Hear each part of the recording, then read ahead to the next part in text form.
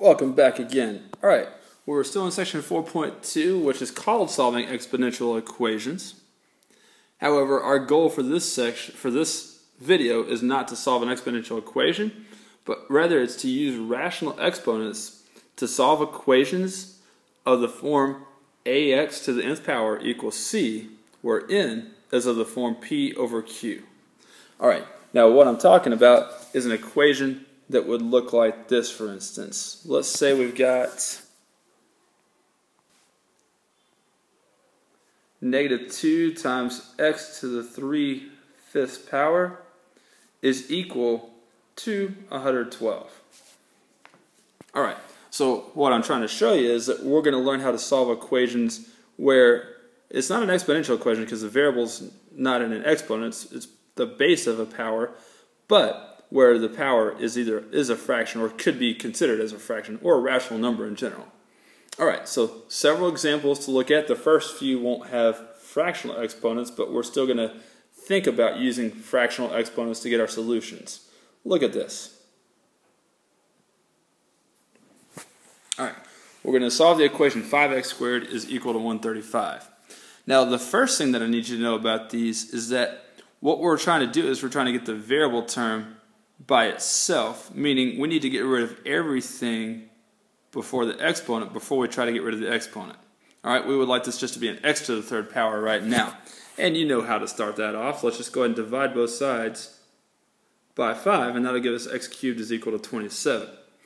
And I'm going to solve this a little bit differently than what I normally would, just because I'm trying to set you up for things later in the video. Ordinarily, you'd say if x cubed equals 27, let's take the cube root of each side of the equation. But what I'd like us to learn how to do is how to use rational exponents. And in particular, what I'd like us to be able to do is to figure out how we can use rational exponents to make this an x to the 1st power instead of x to the 3rd power. Alright, we're going to take advantage of what we know of laws of exponents. Watch what I'm going to write down next. Alright, one way of making this an x to the 1st power is to try to multiply that exponent by its reciprocal. And in order to get it so you're multiplying that exponent by its reciprocal, what you're going to do is you're going to raise both sides to that reciprocal power. In this case, we're raising both sides to the 1/3 power. And the reason that works is because now we use our laws of exponents, where when you raise a power to a power, you multiply the exponents. And so x to the 3rd to the 1/3 power ends up becoming just x to the 1st power.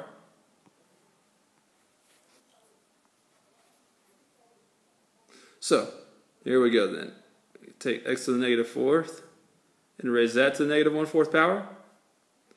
And that's going to equal 625, also raised to the -1/4 power. Alright, now x to the -4th to the -1/4 power is just going to give you x to the 1st power. And for 625 to the -1/4 power, I would like this to not have a negative exponent. Alright, we're going to take our 4th root in a minute, but after we get rid of this negative exponent. And the way we get rid of that negative exponent is we take the reciprocal of 625. We make this 1 over 625 to the 1/4 power. Alright, from there then, that becomes 1 over the 4th root of 625, in which case we've got to figure out what is the number that you raise to the 4th power. It gives you the 625, and that's 5. So that will tell me that x is equal to 1 over 5. Alright, next one's going to be a little bit tougher, but same general idea we're going to apply. And what makes this one a little bit tougher is, of course, the fact that we've got exponents on both sides of the equation. Alright, well, let's go ahead and do this. I hope you notice one big difference between the left side of the equation and the right side of the equation is that on the right side of the equation, this entire product has been raised to the 2nd power, whereas on the left side, the 3 is to the 1st power, but the x is to the -2nd power. That -2 only applies to the x. Well, I would like it so that we can go ahead and square the right side of the equation before we proceed, so let's do that. So of course we got to square the 3 and the x, and that will give us 9x squared. Alright, now here's the other thing. We've got x's on both sides of the equation. And we're not just going to go ahead and divide both sides by x squared or x to the -2nd power. What I would like, since on one side we have a negative exponent and on the other side we have a positive exponent, I would like to rewrite the left side of the equation without a negative exponent. Now, only the 2 had a negative exponent, so we can move it to the denominator and make that x to the positive second power. And that's equal to 9x squared. All right, now we've got a variable in the denominator. We'll get rid of that if we multiply both sides by that denominator. So multiply both sides of the equation by x squared. That'll give me 3 is equal to 9x to the 4th power. Then let's divide both sides by 9. That'll give me 1/3 equals x to the 4th power. And then, we're going to raise both sides to the 1/4 power, which has the effect of giving us this. We're going to get x is equal to the 4th root of 1/3. All right. Now, in this case, the best we can do is either leave this answer that way as an exact value, or we can round it to 3 significant figures, because 1/3 doesn't have a nice 4th root. So leave it like that, or if you want to round it to 3 significant figures, just use your calculator and type in the 4th root of 1/3 if you know how to type in 4th roots, or as an alternative, you could type in 1/3 to the 1/4 power.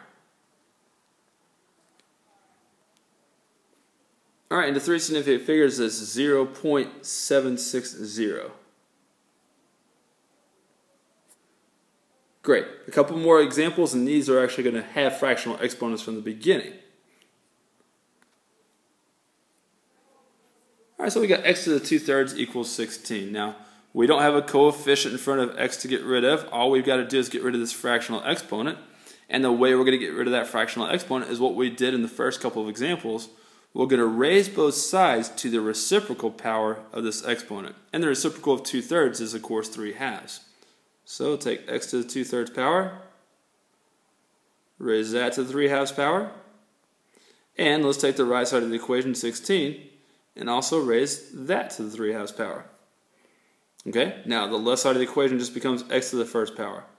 On the right side of the equation, I'm going to rewrite that using laws of exponents.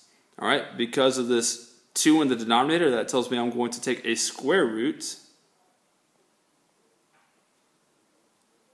of the base right there, 16.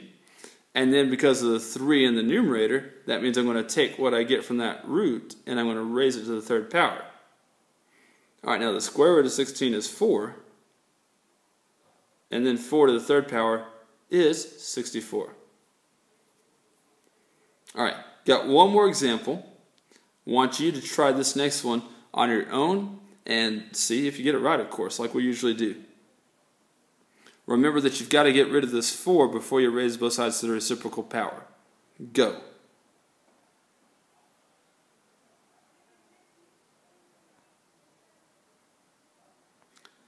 First step, of course, is to divide both sides by 4. So you get x to the 3/4 power equals 1,000. Then we've got to get rid of that fractional exponent that's with the variable. So raise both sides to the 4/3 power. And then use your laws of exponents to evaluate that expression, 1,000 to the 4/3 power. All right, since the denominator of that exponent is 3, that means we're going to take a cube root of 1,000.